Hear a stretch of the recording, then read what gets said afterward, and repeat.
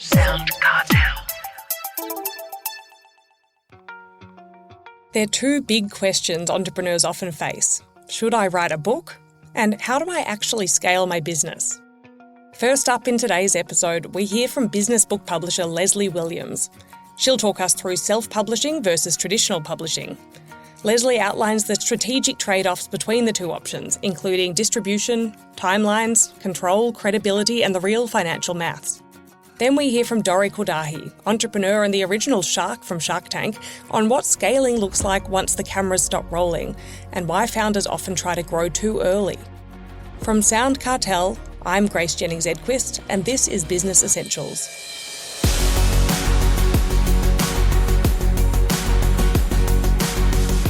Our first guest is experienced book publisher Lesley Williams. She's a business book publisher at the Major Street Imprint at Rockpool Publishing. If you're thinking about writing a book, one of the biggest decisions you'll face is how to publish it. Should you pursue a traditional commercial deal, or should you take control and self-publish?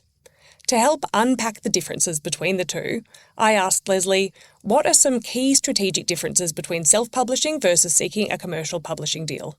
I think what a commercial publisher will offer you, let's start with that. So a commercial publisher will take your book to market, whereas a self-publishing, you take your own book to market, which means a commercial publisher will get your book into bookstores. And for a lot of entrepreneurs, business people, they want their books in the airport bookstores. They want to see their book in Dymocks into physical stores. Now, self-publishers can get their books on Amazon and many online booksellers by uploading their books onto a platform called Ingram Spark. So basically they do all the work, get the book all ready for printing, and then they can upload those files onto Ingram Spark, and Ingram Spark will populate Amazon, I think Booktopia, and it says on the Ingram Spark platform exactly where your book will be available for sale. And the way those books are sold usually is the customer will click on your product page on, for example, the Amazon book site. Amazon in the back end will print one copy and they will send it out to the consumer. So you can distribute your book if you self-publish it in that way, but that's not the same as having your book in bookstores, especially in the airport bookstores or, in the big Dymocks bookstores. And that is what a commercial publisher will offer you over and above self-publishing. So that's kind of the distribution side. That's the end. That's where you'll see your book when it's in print. So along the way, the differences are timing and control. So a traditional publisher will have a publishing program. We are currently working on our 2027 publishing program. So we have more or less got our publishing program in place for the rest of 2026. So if you send me your manuscript tomorrow, even if I love it, it's not going to come out for at least another 10 to 12 months. And the reason that we do that is because it's a financial decision. In some ways, we allocate our royalties like 12 months ahead, I guess, and then allocate our budgets a few months ahead. But it's also because of the sales cycle. So we spend, especially Major Street, now that we're with Rockpool, we spend a good couple of months sort of refining that sales kit. So we get your cover. We make sure everyone's happy with that cover. We talk about you as the author. We work on the metadata and the pricing, and we have as much information as possible for the sales team on why this book is going to sell, so that we present it to them and then they present it to the booksellers. And that's kind of a 6-month period, really. By the time we put the information together, we give it to the sales team to distribute it to the booksellers. So that's a long-winded way of saying, let's flip it around. If you self-publish, you can basically have your manuscript written and have it uploaded onto Amazon within 3 months if you're quick. So that's another sort of thing to weigh up when you're thinking about which route to go. That's a great overview. I wonder if you could speak a little bit to the key financial trade-offs between self-publishing and commercial publishing for a business author, because that's the other big thing worth knowing about, I think. That's a big thing as well. So commercial publishing shouldn't really cost you anything if you go with a traditional publisher. Although our business model sometimes, and I know other publishers have a business model, whereas if they might ask an author to underwrite the project by buying a quantity of books back themselves. But usually, and that doesn't apply to all mainstream publishing, but you could be asked to, will you buy a few hundred copies yourself? And if your answer is yes, I'm doing lots of keynotes and I'm using it in my business development, then that will influence a publisher's decision because they think, great, we've already sold kind of 500 books. But generally it shouldn't cost you anything. So the publisher will underwrite all the costs associated with publication, the design, the cover design, the internal design, the editing, writing the blurbs, the sales and marketing, and they will pay you a royalty on sales. And the way that royalty is calculated is generally it's a percentage of net receipts. So in business book publishing, if you're publishing fiction, you might be given 10% of cover price, but I know that the trend now is for a percentage of net receipts. And by that, I mean, whatever the publisher gets for your book, you get a percentage of that. So if your book costs $30 and an average trade discount is 50%, which it is, then you get 15 or 17% or 20%, whatever you can negotiate of that 50% of revenue. So it's a little bit complicated and there are sliding scales, but let's just use some ballpark figures. You might be getting between about $2 and $3 on a $30 book per book sold. Okay, so that's your commercial publishing. But then there's no costs involved. If you're self-publishing, you have to pay for your cover design. You have to pay for your editing. You have to pay for your printing. All the steps of production along the way you pay for. And that can be expensive. So you can do it on the cheap or you can do it well. And most entrepreneurs and business people, this book is a reflection of them and their business. So you really don't want to get to the end of the process and people are moaning because there's typos in your books, or it's too small because they can't read it properly, or the cover doesn't resonate. So, if you are going to do this and self-publish, your budget should be at least $10,000, I would say. We pay $3,000 to $4,000 to a good specialist editor. We pay $1,000 for a cover designer. Your layout is going to cost you money. It's not cheap, but the return is that every book you sell, all the money comes to you.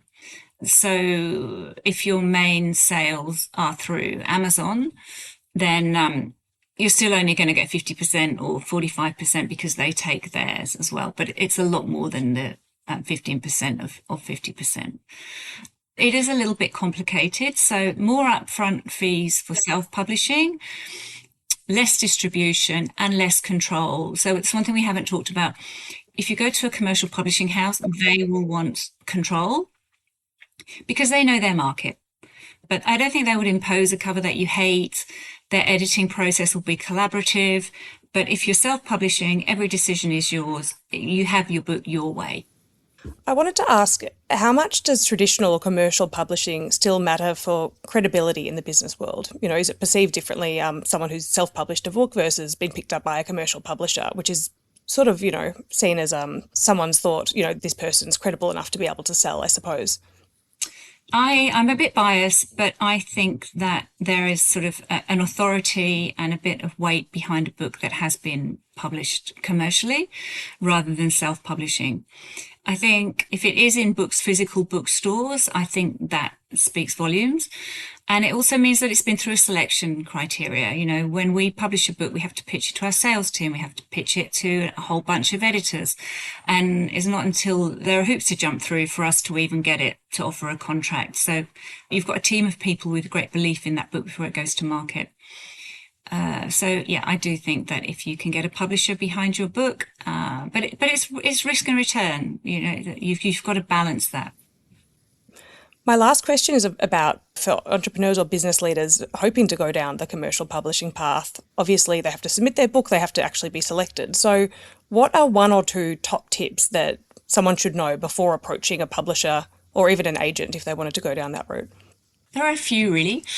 So I think the first thing that I need to be clear about is that when you send in a submission to a publisher, it's not just about the book, especially in this business book space. It is as much about you as an author, that the community that you can bring to your book, So that's in terms of whether you've got a LinkedIn profile, how many people follow you, how engaged are they, whether you have a podcast, whether you're writing for Substack, because that is how your book is going to gain visibility. And so you could have written the best book in the world, and this happens quite frequently. Brilliant book. I love this book. It's brilliant. But the author, is not even on LinkedIn. Doesn't, he's got a Gmail account and doesn't do any promotion, which is sadly, it's just we're not going to be able to make it visible and stand out in what's quite a crowded market. So one thing that you can be doing, so as well as working on your manuscript, work on your social media platform, or whether it's a blog or whether it's a podcast, whatever your preference is, as many things as you can, so that when you show your publisher your book, you're also showing them you. So that might be keynotes. You might be speaking in front during 10 keynotes next year. It is really a numbers game that a publisher looks at.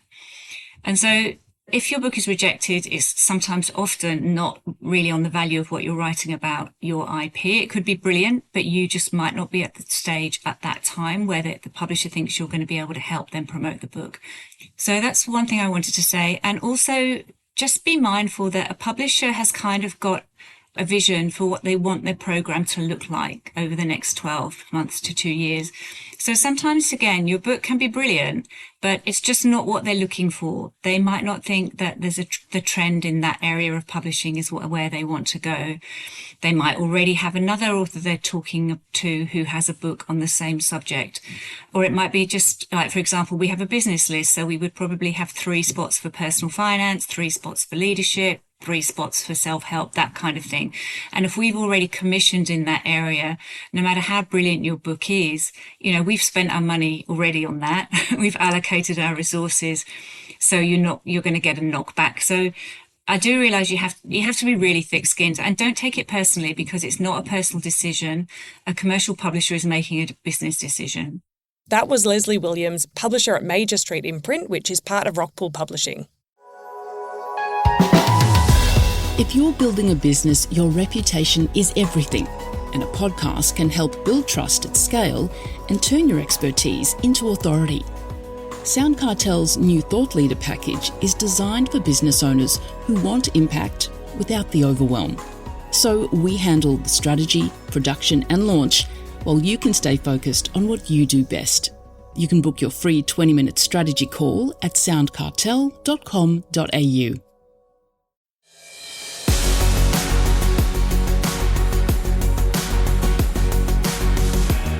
Turning now to growing businesses, our next guest is Dorry Kordahi. Dorry is a serial entrepreneur and CEO of Swanky Socks. He was also an original shark from Shark Tank. We heard Dorry's impressive career story in a recent episode, but today we're discussing what it really takes to scale a startup into a global brand. To kick the interview off, I asked Dorry to explain his brand building philosophy in one sentence. Probably build something that people are proud to wear and use and associate with. So I've always focused on just trying to build a product that people are proud to be a part of, and that's important. Here's one that seems to divide entrepreneurs and business leaders. Do you think scaling is about moving fast and breaking things, or focusing on patience and precision? Look, I think it's a mix between both, but I think patience is paramount. I think a lot of brands try to move too quick, too fast. And I think with patience, you start to identify what your brand stands for. And your brand could evolve, and at times the market could dictate what your brand stands for. And then, so you need to be able to sort of move with what the market tells you as well. So I'm more about precision more than speed. But then again, when you do get that right, then, fire away. One of your current ventures, of course, is Swanky Socks. It started at about a $40,000 turnover, and now it's a global brand that has sold over 3 million pairs and counting. What were 1 or 2 key decisions you made that changed that growth trajectory? Look, for us, committing to quality in a product, positioning the brand as a retail grade product, which is what it started off with, and then pushing them to the promo market. So we didn't want to be perceived as a promotional sock, selling to the corporate B2B market. We want to be perceived as a retail brand selling to the promo market. And that's what really differentiated our business to other promo sock brands out there, is that for us, our key focus was build that vision at the start as a retail brand, or whether the perception was there, whether we sold 1 sock or $1 million in the retail market, but transition that philosophy into the corporate B2B market, which is what we've done pretty well. Let me ask you this. What is a belief about business that you hold strongly that most people disagree with? For me, it's keeping things very simple. The whole KISS approach, keep it simple, stupid.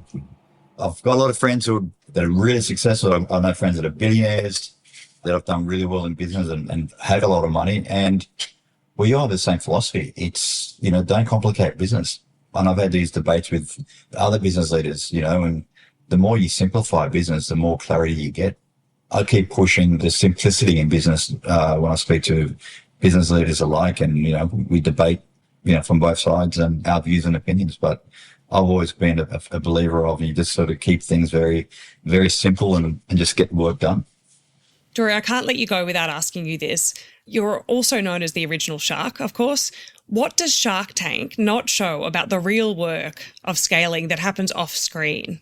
There's a lot of work involved. The deal's the fun part, but, it's working through cash flow, making mistakes, legal issues, relentless execution. It's just the ongoing work of what's required. And people don't realize that an idea is an idea, but it's the execution and bringing that to life is the biggest challenge in life. And that's something that there's always bells and whistles on the front end, but there's a lot of kicking and paddling on below the waters that people don't realize. They see the finished product that looks great, but it's rolling up your sleeve and doing so many different things in a business that needs to be done for the whole process to move. So, and when you're a startup, you don't have the luxury to have 5, 6, 7, 8 staff. So you've got to really be multitasking, multi-talented to a degree, that you've got to be not the greatest at every part of a business, but actually having a good understanding of every part of the business to lead and to get your hands dirty and get in there and do it. Final question here. What's the biggest mistake founders make when they try to grow too early? And what do you think they should focus on instead? As I said earlier, I think a lot of people rush the idea. And I think you do need to work within, I've always said to people that I speak to, is actually work within the industry before you start trying to run. Very simple term, if you know how to put bread into a toaster and you know how to make a coffee at home, doesn't mean you know how to run a cafe. Get behind the machine, work the machines, work the floor.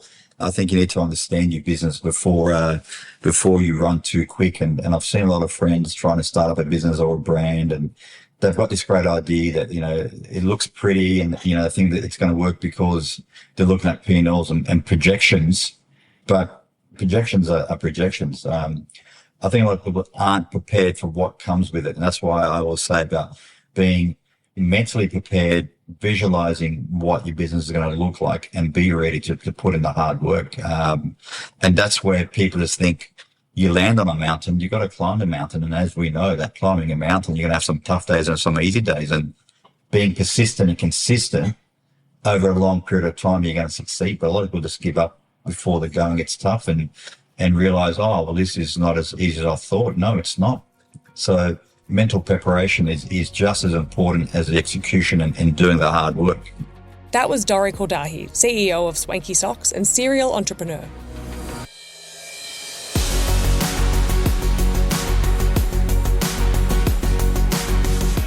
Thanks for joining us for this week's episode. Follow Business Essentials podcast across social media and head to businessessentialspodcast.au for more. Business Essentials is a Sound Cartel podcast. Producers are Nick Schellberger, Nicole Goodman and myself. Technical production is by Pete Letts. I'm Grace Jennings-Edquist. Thanks for listening. We'll bring you more Business Essentials next week. Sound